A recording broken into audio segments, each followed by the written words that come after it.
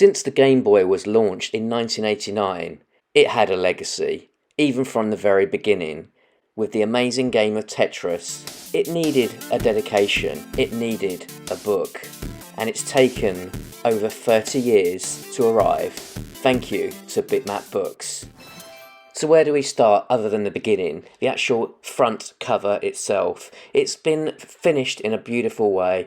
Bitmap Books has a reputation for producing high quality books, and this is no exception. The way the reproduction works, the colours, just really shines through. But what I really like with Bitmap Books is they collaborate with some very unusual people, and Game Boy Cameraman is somebody I've never heard before, but just looking at this book now, I'm going to check him out. He's got some really cool pictures as well. I'll come back to the contents in a minute, which I'm going to explain, but the history and a lot of this book is headed up by Damien McFerrin. It's a fantastic job. So let's just go back to the contents and just talk it through. It's pretty straightforward.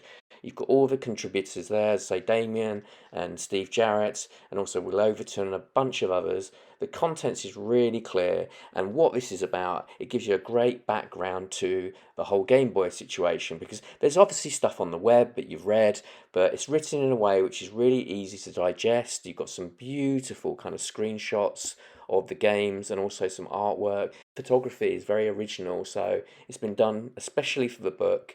And you can check out all the different kind of accessories, because obviously there's a big amount of accessories, and that explains it in a lot of detail. I'm going to get into the book now and talk about the index. It literally is an A to Z of every single game that is in this book, and it's so useful if you just want to go in, find a game, give yourself a bit of information about it, obviously look at the amazing pictures, then this is all you need. It doesn't go into great detail, it doesn't need it, it's literally just the games and then the page numbers. It's so easy to navigate, so I'd highly recommend, if you want to look up the game straight off the bat, go back to the index in the back. Let's talk about the actual pages now, the format. This is kind of simple, but also works really well. So you've got the screenshots, you've got the box art. I'm going to talk about that a bit more, and then obviously you've got the game title, the year it came out, and the genre. And the nice thing about the copy side of things is you're getting a bit of a mini review, but also a bit of a story, a bit of an angle, something that you perhaps you didn't know from previous reviews of some of these games. And that's headed up by Damien McFerrin, who writes for Nintendo Life. He knows his stuff and he's done his research, and he's also given his take on it, which is really nice, because I don't want to, when I get a book, just kind of read what I'm getting just by looking on the internet. Also, personally, I don't want loads and loads and loads of copy to trawl through. I just like to get a bit of a background, and then I might go and find it later. You saw a little glimpse of the sticker there, which I'll show you in a second. Balderdash is a title that I don't really know on the Game Boy, but obviously I know it on different formats, so it was nice to find that, and that's what I'm doing as I'm going through this book.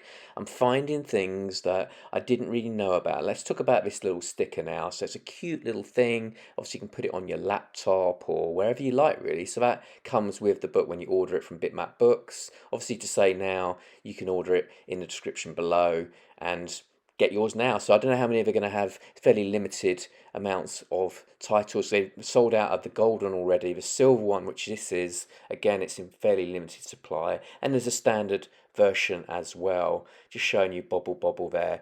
Beautiful game. Love that cover artwork.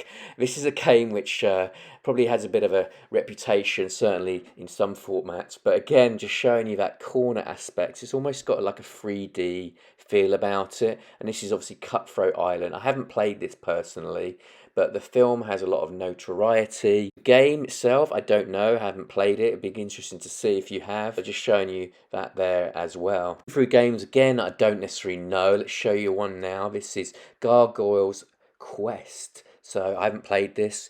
Very strange, but kind of cutesy cover art, which is interesting. And yeah, it's just, again, I like to look through when I'm showing you this book, games that I'm not so familiar with. Again, just showing you that corner aspect. Let's go into a game I know a bit more. This is the Japanese version though, Ghostbusters 2. I do have this on the PAL version. So this is a game released in 1990, obviously to tie it in with the movie. It's a really kind of cool cover art, doesn't it? Showing the whole crew there from the Ghostbusters movie. Just love puzzle games.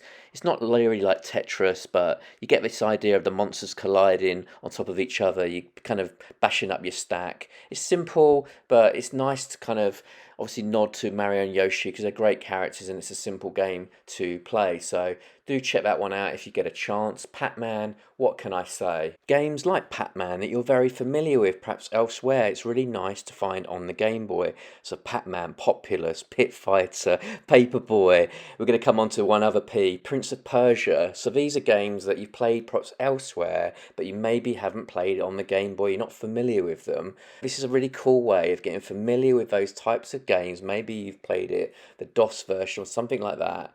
And again, Sensible Soccer, which is a game that I've played on the Amiga, obviously. I think I've got the Mega CD version. But it's nice to see how the Game Boy puts its take on games like this, seeing it in the kind of Game Boy monochrome version or the green version, whatever you want to describe it as. And obviously, it plays in a slightly different way, as we all know. And there's a story behind all these things as well. Turtles 2, we just have to mention. There's a number of Turtles games in this book because for me, in the arcade especially, I absolutely love Teenage Mutant Ninja Turtles, the arcade, but then there's all the variations of it.